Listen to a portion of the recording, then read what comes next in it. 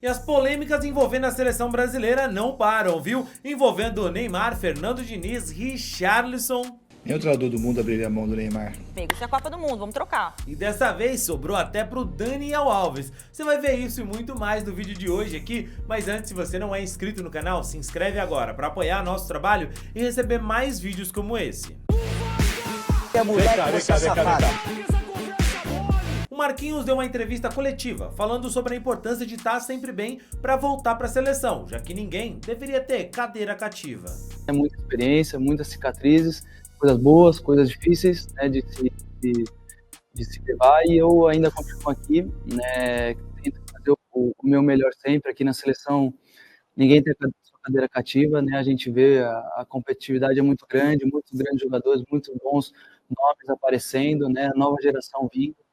Até mesmo na zaga, Gabriel Magalhães, né, o Militão, outros grandes nomes também, Bremer, né, grandes nomes aparecendo. Então a gente tem que estar sempre fazendo o melhor, sempre, né, fazendo o que da melhor excelência possível para se manter aqui, né, e com tranquilidade venho tentando sempre ajudar meus companheiros, né, como eu disse, assim como outros me ajudaram muito aqui dentro, né. Penso que experiência ela te traz muita coisa boa, né, muitas coisas que eu não via, que eu não enxergava, que eu não taticamente, né, tecnicamente, coisas que eu não fazia, e hoje que com a experiência eu vejo com mais clareza, com mais frieza, né. Então eu tento passar essa experiência de uma coisa que eu posso ajudar, de alguma coisa que eu posso estar sempre contribuindo, né, para os meus companheiros ali de zaga, né. Eu vou estar sempre tentando passar isso para eles.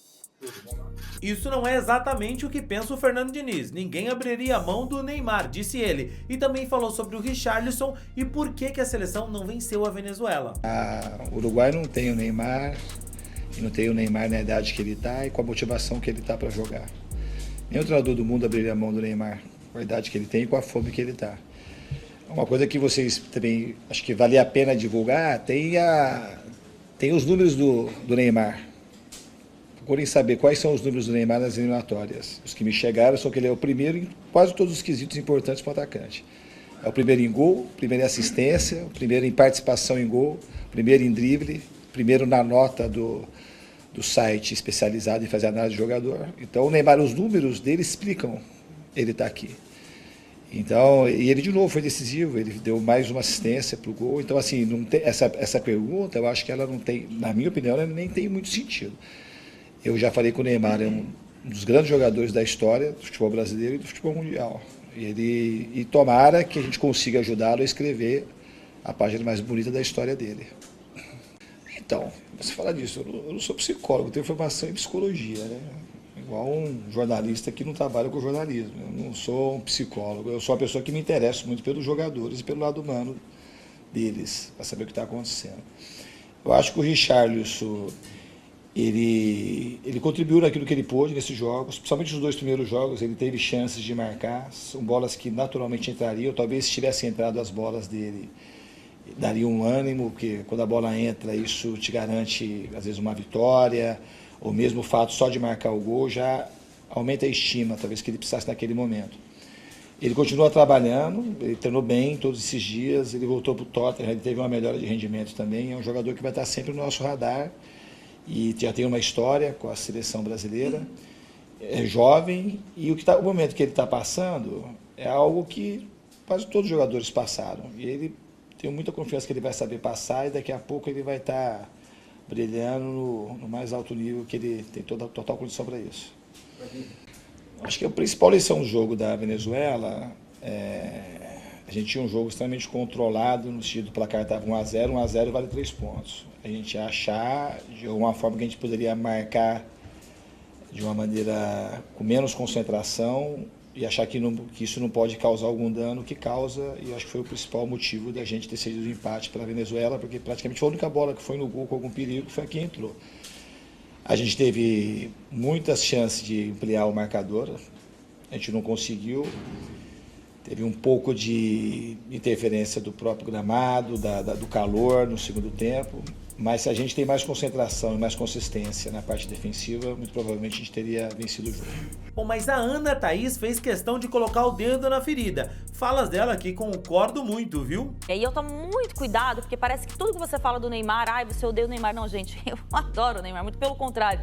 Ele tem entrevistas ótimas, ele é um personagem que carrega a imagem do futebol brasileiro nos últimos quase 15 anos aí no mundo. Mas eu acho que nesse momento, na seleção brasileira, ele não está entregando nada.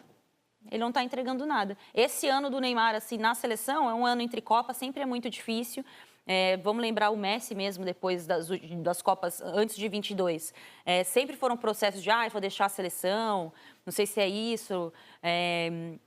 E aí foi se formando um esquema, foi se formando um time que foi nas eliminatórias, inclusive as eliminatórias foram fundamentais para a seleção argentina se encontrar como time. Mas ela teve a coragem, o Scaloni teve coragem de mexer. Ele toma uma porrada da Arábia Saudita na estreia da Copa e ele não fica ali amarrado com os jogadores. Não, vamos lá, porque vocês me trouxeram até aqui. Não, meu amigo, isso é a Copa do Mundo, vamos trocar.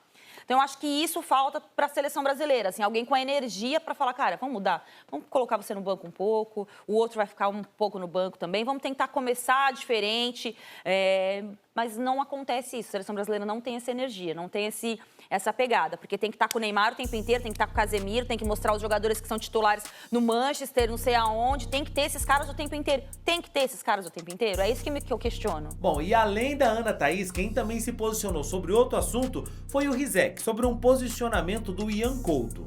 Prova de que futebol não é só futebol é que o assunto que mais repercute hoje na seleção brasileira são as palavras do jovem lateral Ian Couto.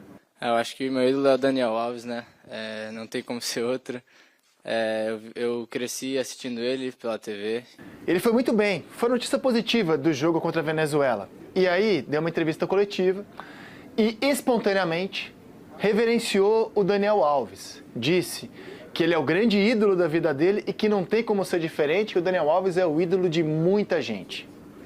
Ídolo de muita gente? O Daniel Alves está preso por estupro. Não se trata aqui de apagar a história dele como jogador. O que o Robinho, ele e outros atletas condenados por coisas terríveis, o que eles fizeram como jogador está registrado na história e isso ninguém apaga. Mas também não dá para apagar que ídolo é uma coisa, referência esportiva é outra. O que me assusta no caso do Ian é que ele citou o nome do Daniel Alves sorrindo de forma espontânea, não foi nem provocado a fazê-lo. Ele fez por falta de conhecimento, imagino eu. E aí lembro como o jogador, na média, é despreparado quando o futebol não é só futebol. O Menotti, campeão do mundo com a Argentina em 78, tem uma frase que eu acho que se aplica muito a esses casos. A frase é a seguinte: aquele que só de futebol sabe, nem de futebol sabe. Cara, aqui eu preciso deixar claro, eu entendo que o Ian estava falando sobre a parte esportiva do Daniel, sobre o que o Daniel representou dentro de campo, mas acho que realmente o Rizek tem razão. Ele podia ter não falado disso ou deixado bem claro, falando dentro de campo, a parte esportiva, porque ele não foi claro, não detalhou isso. Ainda assim, acho que não é nenhum motivo para falar nada sobre o garoto, mas é claro que é sempre bom frisar que não é bom o Daniel Alves ser ídolo ou referência de nada, por tudo que ele cometeu. Mas e você, o que pensa sobre tudo isso? Comenta aqui!